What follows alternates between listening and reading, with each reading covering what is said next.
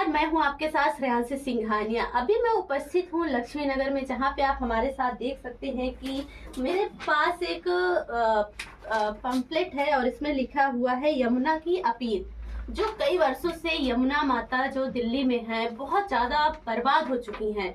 दिल्ली में ना कोई सफाई है, ना कुछ, सरकार भी नहीं सुनती, समाज भी नहीं सुनता। लोग आते हैं, छठ पूजा मनाते हैं, फिर भी सफाई नहीं होती। ना जाने कितनी संस्था है वहाँ पे इस दिल्ली में जो यमुना सफाई के नाम पर ना जाने कितने काम करती है, लेकिन आज तक दिल्ली में 1% भी सफाई नहीं हुई। यहाँ तक कि सरकारें भी इसी नाम पे बदली जा रही हैं। जहाँ पे आप बता दो कि पिछले 10 वर्षों से आप पार्टी की सरकार थी।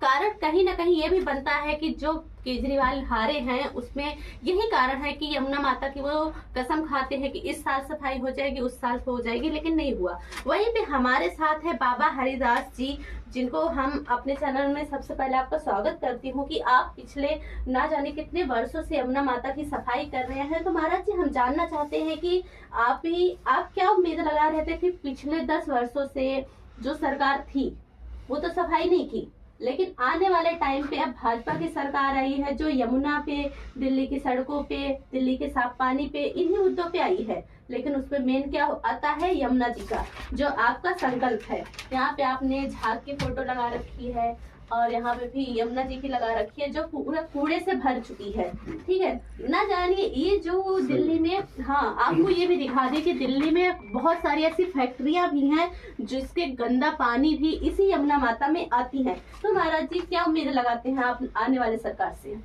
पहले तो मैं आपका स्वागत करता हूं कि आपने अपना कीमती समय निकालकर श्री प्रीतम धाम जो ट्रस्ट है जो यमुना के लिए कार्य कर रहा है पिछले गत वर्षों से, तो आपने समय निकाला उसके लिए धन्यवाद। बहुत बहुत धन्यवाद सर। और मैं ये कहना चाहता हूँ कि सरकारें आती हैं जाती हैं, जीवन रहता है नहीं रहता है, यादें रह जाती हैं जी।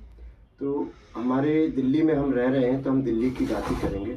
22 किलोमीटर में हमारी यमुना इस समय इतनी गंदी है कि 122 नाले गिरते हैं और 122 नालों में ये स्थिति हो गई है कि वही पानी हमें फिल्टर करके पूरी दिल्ली को 3 करोड़ जनसंख्या को दिया जाता है। जी। तो पीड़ा ये है कि आप तो बढ़िया वाला पानी पीते हैं और हम लोगों को ये दिया जाता है। चलो हम उसमें भी समझौता कर लेते हैं कि हमारी माँ है, वेदों की दाता है, तो हम लोग उसमें भी समझौता कर लेंगे, लेकिन इतनी पीड़ा नहीं देनी चाहिए। पिछली सरकार की नाकामियों के पीछे क्या कहना चाहते हैं, क्यों उसने यमुना माता की सफाई नहीं की? देखिए, जो वादा परमात्मा से करता है, माँ यमुना जो है वेदों में 3 बारी उसका वर्णन किया गया है।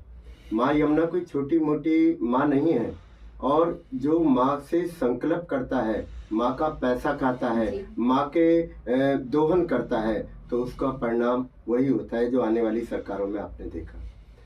अब जो हृदय से जिन्होंने कहा है कि हम कर देंगे, क्योंकि माँ यमुना शनि देव की बहन है, यमराज की बहन है, सूर्य देव की पुत्री है और श्री कृष्ण भगवान की अष्टपट रानियों में इनका नाम आता है।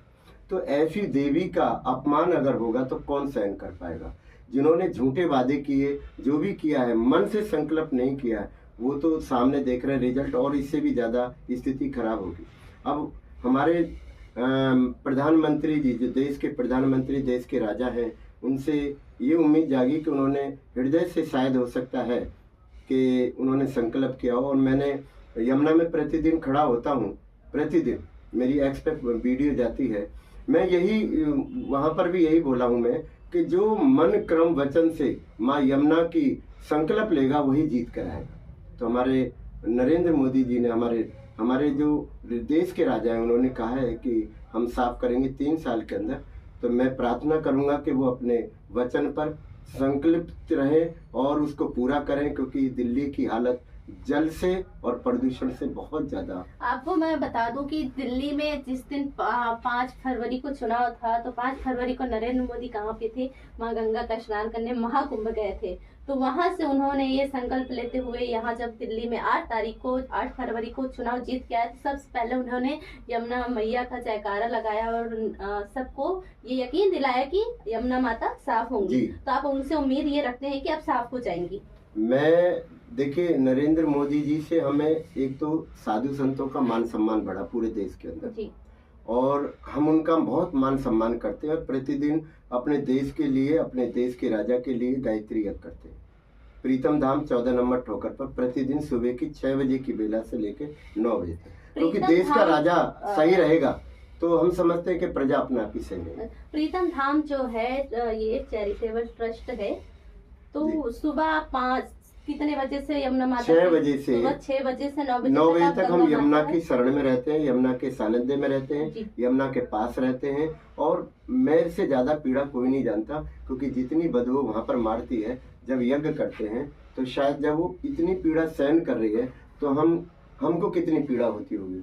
दूसरा, कोरोना काल के अंदर जब यमुना का अस्तित्व एकदम गंगा जैसा हो गया था, तो दिल्ली के अंदर क्या है कि फैक्ट्रियां चल रही हैं, औद्योगिकरण चल रहा है, और नाले सारे एमसीडी सभी घरों से पैसा लेती है सीवेज का, और जितने भी प्रदूषण डिपार्टमेंट है उन सभी डिपार्टमेंटों ने जो लाइसेंस दे रखे हैं उन्हें पुणे जाकर एक बार जागृत करें, देखें कितने एमआर का या एमपी का या कितने माइक्रो का उन्होंने लाइसेंस दे रखा है प्रदूषण का, उसके बारे में। और दिल्ली की वासियों से प्राथमिक के प्रदूषण का कम प्रयोग करें, क्योंकि पॉलीथीन वगैरह और डस्टबिन में डालें, उनका ऐसे सिस्टम करें कि पॉलीथीन की जरूरत ना पड़े, थैले का प्रयोग बात बता दूं कि इससे भी आपको पीड़ा होगी कि कुछ दिन पहले जंतर मंतर पे प्रेस क्लब में एक महामंडलेश्वर जी आए थे, कंप्यूटर बाबा। उन्होंने अपने कार्यकर्ताओं के साथ ये कहा था कि जो गाय कटती है, जो ईद पे बकरे कटते हैं, या भी जो भी गौवंश होते हैं,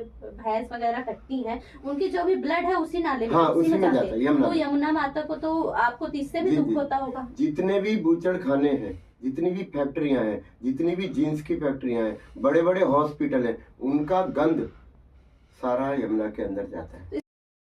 ऐसी ही और वीडियो को देखने के लिए चैनल को सब्सक्राइब कीजिए, वीडियो को लाइक कीजिए, कमेंट कीजिए और शेयर कीजिए।